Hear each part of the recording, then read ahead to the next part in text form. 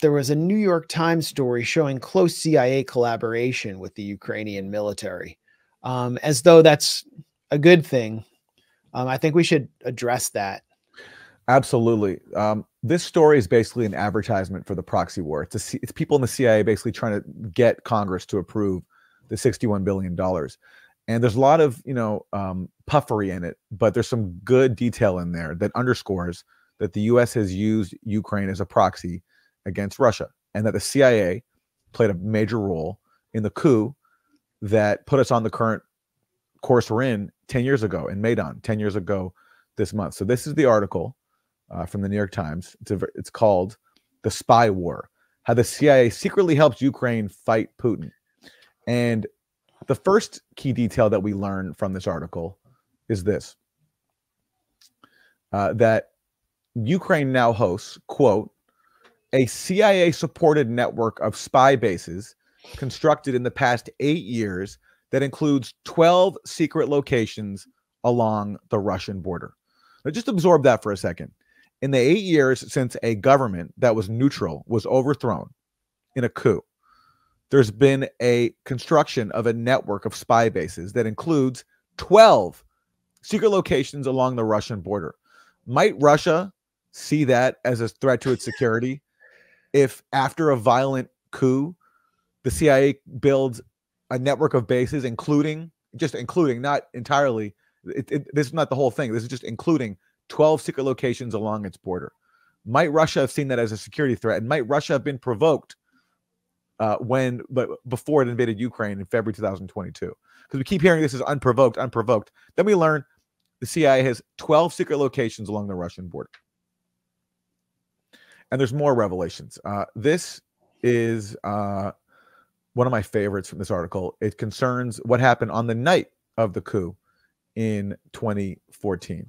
And this is what it reveals. It talks about how there's a new spy chief in Ukraine after the new coup government takes power, after Yanukovych is overthrown. And so his name is Valentin Nalivichenko. I'm sorry if I butchered that. And apparently, according to Moss Robson, he has ties to the Banderite ultranationalist faction in Ukraine. Of course he does. But basically, so his first night in power, the night of the coup, he goes to his office, and this is what the Times says. He went to an office and called the CIA station chief and the local head of MI6. It was near midnight, but he summoned them to the building, asked for help in rebuilding the agency from the ground up, and proposed a three-way partnership. That's how it all started, he said. So on the night of a coup that installs him in power as the new spy chief, this guy is already on friendly terms with the CIA station chief and MI6. And might that lend credence to the allegations that the CIA and MI6 were involved in installing that coup government that very night? I think it does. Because how often do you have a coup where all of a sudden one of your first calls is to the CIA and the MI6 and you're just meeting them for the first time? And he says there, that's where it all started. But I think it's pretty clear to read between the lines that it did not start there, that this guy and his government were installed with the help of the CIA and MI6. Yeah, I mean, you just don't have a direct line to the CIA station chief. It can compel them to action that quickly unless there was a relationship and you yourself were cultivated by Langley to be in the position you're in. Which the Times says. It says that the CIA had a prior relationship with these people. It says that elsewhere in the piece. So yes. Yeah. And so Putin was instructed or met with his own intelligence chiefs in early 2021 as Ukraine was preparing a military buildup around the Donbass, as the Minsk Accords were being shredded in broad daylight. And he was told that the CIA and MI6 have established a beachhead in Ukraine. I mean, Russia knew about these bases. They knew what was taking place, that these figures were cultivated by the CIA, that the entire Ukrainian SBU was trained by the CIA. But the idea that Ukraine was a beachhead for Western intelligence was made clear. Would the United States have tolerated such a thing on its border? If just the entire Mexican government was controlled by Russian and Chinese intelligence, and that there were secret Russian spy bases set up on the US-Mexico border, what would the US do? What would you want the US to do if you're a US citizen? You know, and we know the answer, because what happened when Russia was accused of posting some social media memes and stealing some emails? There was a nationwide freakout that we're still living through. Okay, this was deemed to be an attack on the country. This was the equivalent of 9/11, Pearl Harbor, sanctions on Russia. You know, this was like mania. So that was the reaction to that. So yes, imagine if Russia even had one base on the US border. I mean, we'd have war.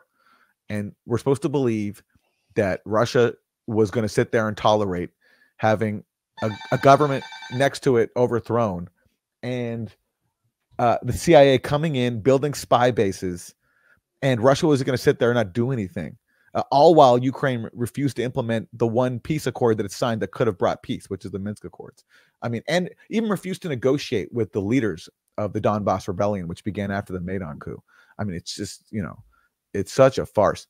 There's another really big revelation in this article, which speaks to Russiagate, which shows that actually Ukraine had a bigger role in Russiagate than at least I was previously aware of. This is what it says. The Ukrainians, I'm reading from the bottom, the Ukrainians helped the Americans go after Russian operatives who meddled in the 2016 US election. What?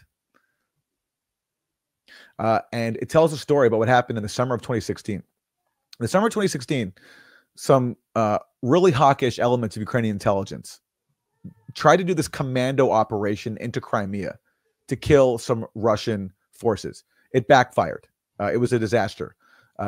Russia got wind of it. They were waiting for them. They got ambushed. People were killed. It was a nightmare, a huge embarrassment. Joe Biden called up the Ukrainian government to complain because he said it was making him look bad. So now we learn from the Times that because of this, some of Obama's advisors wanted to shut down the CIA program in Ukraine. But John Brennan persuaded them that doing so would be self-defeating, given the relationship was starting to produce intelligence on the Russians as the CIA was investigating Russian election meddling. So that's an admission that John Brennan, who as the CIA director helped generate the Russiagate scam, was relying on Ukrainian operatives, people who he had helped install after backing a coup in Ukraine, to generate the allegations for Russiagate. Who had every incentive to escalate the amount of hysteria in the United States about Russian meddling so they could have their war. Yes, and who were openly at the time colluding with elements of the Democratic Party to undermine Trump. And this is the actual documented foreign collusion that happened in 2016. There's two. There's Israel-Trump collusion, which happened after the election, which we've talked about elsewhere. We don't need to get into now. But also there was Ukraine DNC collusion because, and this was revealed in Politico and other places, Ukrainian officials met with members of the DNC to give them damaging information, which I think they made up about Paul Manafort, the so-called Sergei Ledchenko, the Black Ledger. Yeah, exactly. So as Ukrainians were trying to defeat Trump, as they openly admitted, they were also being used by John Brennan to generate the Russiagate allegations, which claimed that Russia was meddling to help install Trump. So this is a, you know, if we had congressional oversight, this would be the cause for hearings and a major scandal, but of course we don't. And then it says this, and this is just unbelievable to me. So it points out, first of all, that, you know, yeah, Trump was talking about cooperating with Russia, but it says this: whatever Trump said and did, his administration often went in the other direction. This is because Trump put Russia hawks in key positions, including Mike Pompeo as CIA director and John Bolton as national security advisor. Yes, that's what we were saying all along, that this Russiagate mania and claiming Trump was a Russian asset was distracting from the fact that Trump had Russia hawks actually overseeing policy. So this incentivized Democrats and everybody else to look away from the reality of the dangerous policies that people like Pompeo and Bolton were pursuing. And so accordingly, at one base, the number of Ukrainian intelligence officers working with the CIA grew from 80 to 800. And the Times says this: preventing Russia from interfering in future U.S. elections was a top CIA priority during this period, and Ukrainian and American intelligence officers joined forces to probe systems of Russia's intelligence agencies to identify operatives trying to manipulate voters. So this shows again that Ukraine, a CIA puppet, was integral to all these Russiagate allegations, and none more than the foundational allegation of Russian hacking of the DNC. And this is the last thing I'll point out. In one joint operation, a Ukrainian military intelligence team duped an officer from Russia's military intelligence service into providing information that allowed the CIA to connect Russia's government to the so-called Fancy Bear hacking group. Okay. And who's Fancy Bear? That's one of the so-called Russian hacking groups who U.S. intelligence says is responsible for hacking the DNC. Which it's means not a real hacking group, by the way. Yeah, no, sure. Yeah. CrowdStrike made up that name. Yeah. So CrowdStrike, a Clinton hired firm, relied on Ukrainian intelligence to claim that Russia was behind the hacking of the DNC. And John Brennan's fingerprints are all over this too. So the scandal now is even bigger than previously known. I mean, this is like, you know, and it just shows like the undermining of democracy elsewhere leads to the undermining of democracy here at home, because we overthrow the government of Ukraine. We install a friendly regime. We use their intelligence, which we now basically control or have huge influence over, to then help us undermine our own democracy when a president or when a candidate turned president runs and who's talking about getting along with Russia. So Ukraine then gets used to undermine Trump. And all this helps contribute to the mess we're in today. And you have so many of the people who were involved in the Maidan coup. Victoria Nuland and her underlings in the State Department were heavily involved in distributing the Steele dossier. So the whole thing goes back to Ukraine, and it leads, it went back to Maidan, and it leads to the war in Ukraine with the CIA right in the middle of it. John Brennan as a, what do they call him? National security analyst or contributor now on MSNBC.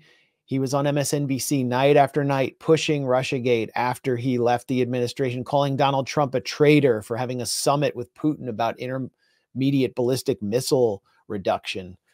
I mean, it wasn't like he was hiding his role, but now we know that so much of the so-called intelligence that he was gathering was being gathered much like the Bush neocons gathering their intelligence from Ahmed Chalabi, or bogus, bogus defectors like Curveball. Can you trust Ukrainian intelligence? Exactly. They have as you said before, they have every incentive to frame Russia, because accusing Russia of interference has contributed to this Cold War atmosphere that has been used to justify having a proxy war against Russia and Ukraine. And not just since Russia invaded, but well before then. That was the basis of Trump's first impeachment, right? It's just they're the ones meddling. Exactly. They're meddling. And they continue to meddle. Yes. And they maintain a kill list of Americans who get in the way, and you're on it. Yeah, I was doxxed by Ukrainian intelligence. Yes. A group called Mulfar, which is run under the auspices of British intelligence in London. Yeah. They doxed me. They doxed everyone that everyone I know. Yeah. Yeah. And of course, all the people responsible for this, except for John Brennan, are now back in power. Joe Biden, who was like the key point person, along with Nuland, for Obama in Ukraine, Antony Blinken, Jake Sullivan, all these people whose hands are all over the Maidan coup, and are all over the U.S. Involved subversion of the Minsk Accords. They're now back in power, basically trying to finish what they started. But of course, it's only getting worse. And I mean, this article also goes into how the U.S. uses Ukrainian intelligence around the world as kind of like field operatives, which is incredibly dangerous because they're involved in terrorism. Yeah, including inside Russia, as they talk about how, Ukrainians trained by the CIA have carried out lethal operations inside Russia, and how that's led to even concern among some U.S. officials about, escalation. Understandably. Could they get into Russia's prison system? I don't know, but they can pose as Russians who are native Russian speakers. They can work within Russian civil society. They were involved in the killing of Daria Dugina. They assassinated Daria Dugina in an attempt to kill her father, Alexander Dugin, who was demonized in a very bogus way in U.S. media as kind of the outsourced brain of Vladimir Putin. And I think that's what led to his targeting. So did the CIA actually use Ukrainian intelligence for this assassination of a Russian foreign policy analyst who has no involvement in the war. That raises, these questions are now in the open. And certainly the CIA must have been involved in, for example, Ukrainian attacks on the oil refinery in Krasnodar, which we see here, 23. Terrorist attacks in Crimea, terrorist attacks on the Kerch Bridge. We at the Grayzone exposed the blueprint produced by British military intelligence operatives to attack that bridge. This is a real problem.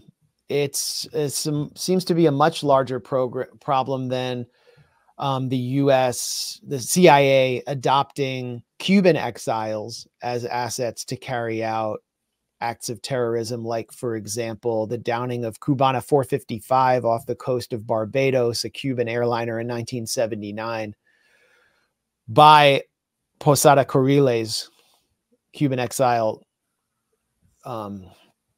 CIA asset and terrorist. I think we're going to see, as Ukraine fails on the battlefield, more and more acts of terror, and we have to point the finger directly at the CIA. I mean, all's fair. I mean, the aim in this article was to brag about the CIA's role and to, I think, sell it to skeptical lawmakers who want to, cut off Ukraine now, trying to say, look, we're in deep. We got 12 bases along Russia's border. They're very helpful to us. You can't run now. And I think they're just trying to market themselves. But it ends up showing that those of us who've been warning about the U.S. use of Ukraine as a proxy had something to go on there. And this gives us a lot of new material to cite. Yeah. I mean, I guess they just assumed that the liberal readership of the New York Times would think, oh, that's a good thing. That's why we need to be there. Let me show one more thing. So this article is similar to something that came out in the Washington Post a few months ago. And I can't remember if we've discussed this or not, but there's one part in that Washington Post article. It's the same article about how the CIA has played a huge role in Ukraine since the coup of 2014. And so one CIA official brags that I'm just trying to find the quote here. Here we go. Okay, here it is. So this is a CIA official bragging about how a unit of the Ukrainian military intelligence came under U.S. influence. We calculated that GUR was a smaller and more nimble organization where we could have more impact, said a former U.S. intelligence official who worked in Ukraine. GUR was our little baby. We gave them all new equipment and training. So this is a U.S. intelligence official bragging that a Ukrainian intelligence wing was the U.S.'s little baby. And you wonder why people think that Ukraine's become a client state of the U.S. and has been used to weaken Russia, when U.S. officials openly brag that Ukraine is their little baby. And that really offends proxy warrior babies when we point that out. But it's just true, as this U.S. official admits. Was our baby. Like if a Russian official said that about one of their allies, this would be seen as obvious, Russian influence, Russian meddling, unacceptable. We openly brag about it in Ukraine. It was our baby that killed Gonzalo Lira. Yeah. Yeah. It was our baby that has tortured tons and tons of Ukrainian dissidents. Yeah. It was our baby that produced the Azov Battalion and Right Sector. Those are our babies in the U.S. intelligence community, as it's called. Doesn't seem very intelligent. They failed in their war. They've destroyed Ukrainian society. And they did the same thing in Syria. That was also John Brennan's baby. Yes, it was. In many ways, it was sort of a rehearsal for the Ukraine proxy war. Yep. And the Ukraine proxy war, and the Ukraine proxy war now is sort of revenge for Syria, because ultimately the Syria proxy war didn't achieve the goal of ousting Assad. And so now, dirty warriors can now take out their frustration on in Ukraine by trying to punish Russia there, because Russia intervened in Syria to save the Syrian government from being overthrown by the so-called moderate rebels. As John Kerry admitted, U.S. was watching ISIS grow and was hoping that the U.S. could use ISIS as a tool to compel Assad to leave. But Russia came in, he said, because they didn't want an ISIS government. Yeah. How dare they? Yeah. 1 out of every $13 in the CIA's black budget was spent on Operation Timber Sycamore to arm the death squads in Syria and create these zones of exception that they occupied, and it failed. Yeah. And so they took out their fury on Russia with John Brennan driving Russiagate hysteria domestically and pushing the U.S. hurtling towards direct war with Russia, where it maintains a series of CIA bases, which are involved in sabotage operations, terror operations. Did the U.S. give the green light to attack a Christmas festival in Belgorod in December? Did it give a green light to attack civilians there more recently this month? All of these questions are not being asked by Congress, or at least by the Democrats in Congress. But this is what the aid is about. This is what the $60 billion is about. And as it's being held up, Vladimir Zelensky is openly leveling threats about millions dying. But how many of those will he be responsible for?